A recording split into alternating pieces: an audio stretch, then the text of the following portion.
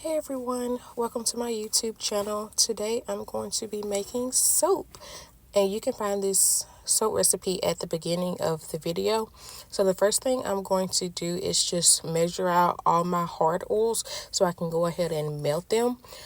So right now you see me measuring out 200 grams of beef tallow. So now you see me measuring 100 grams of coconut oil. I like to go ahead and measure out all of my hard oils and then melt them and then add my liquid oils like olive oil to the melted oil because, well, I like to save on dishes. Not only saving on dishes, but if your melted oils are too hot, waiting to add in the liquid oils can help bring down the temperature of your hard melted oils.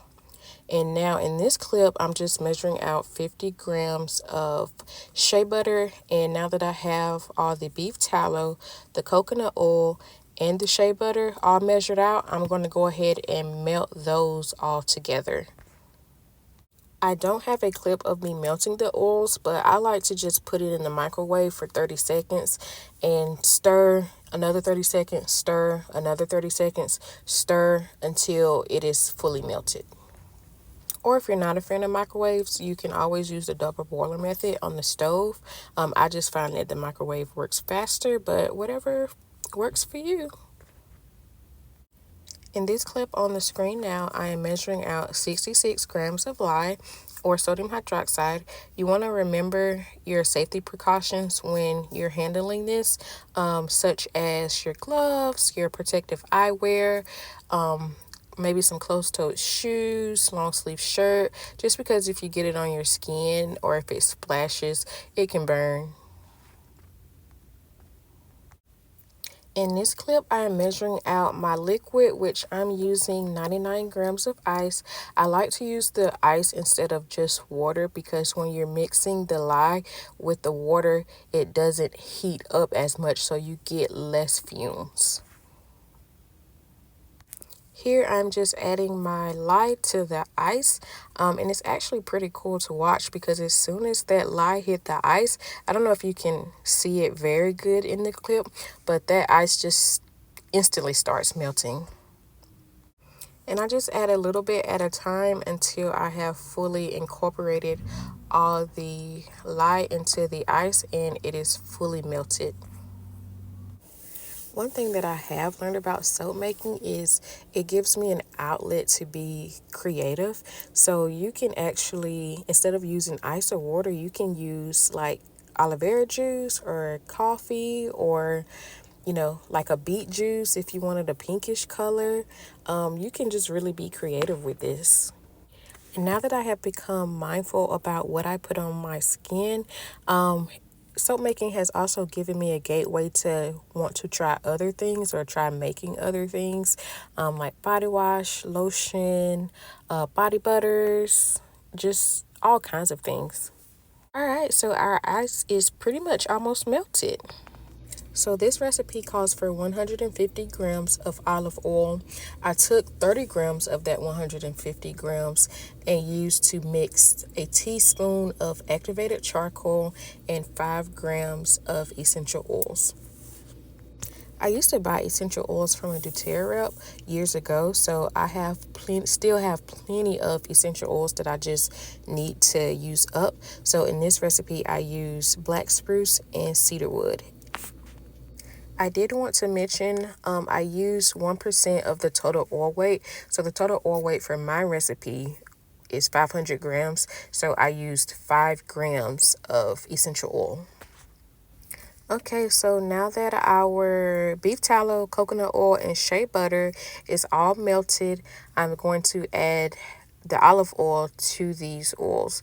And remember, since I used 30 grams of olive oil to mix the activated charcoal and essential oils in, I'm just going to measure out 120 grams of olive oil to add to the rest of the oils.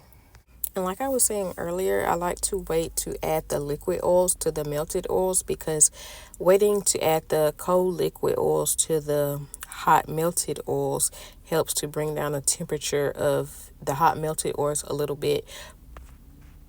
So doing it this way plus using the ice for the lye makes it to where they both end up being around the same temperature when it is time to mix. So now that my lye water and my oils are ready, I'm going to take the temperature to make sure that they are both within 10 degrees. That's why I like to use the ice trick and the cold oil trick, because they always end up being within 10 degrees when it's ready to mix. Okay, so now I'm just adding the essential oil and activated charcoal mixture to my oils. And now that we got that added in, I'm just going to give it a little stir just to mix everything in. And then we are ready to add our lye to our oils and get the stick blender out. The black spruce essential oil and the cedarwood essential oil pairs very well together and it gives off a nice earthy scent. Oh my gosh, it smells so good. I mean, so good. Now we are officially ready to add our lye water to our oils.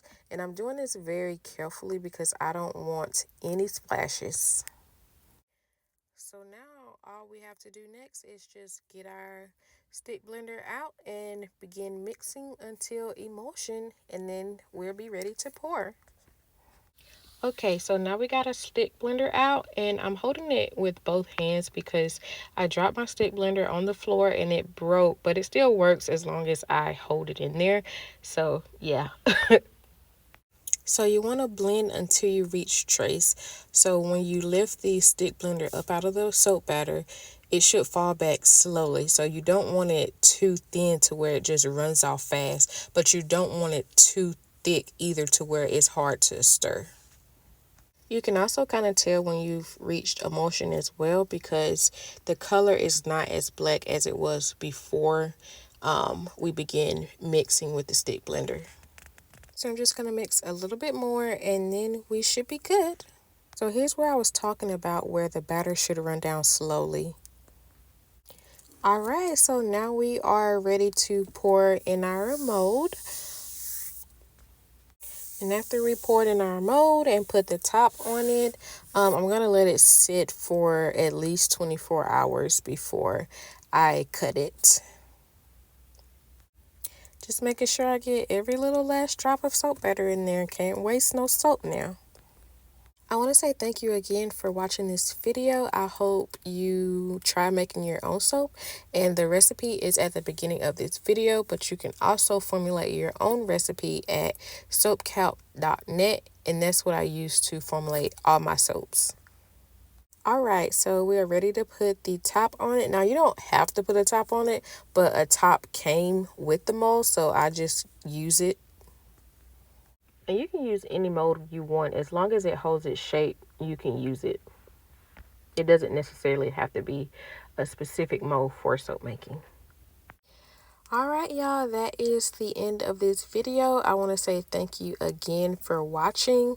And in the next clip, you will see the end results.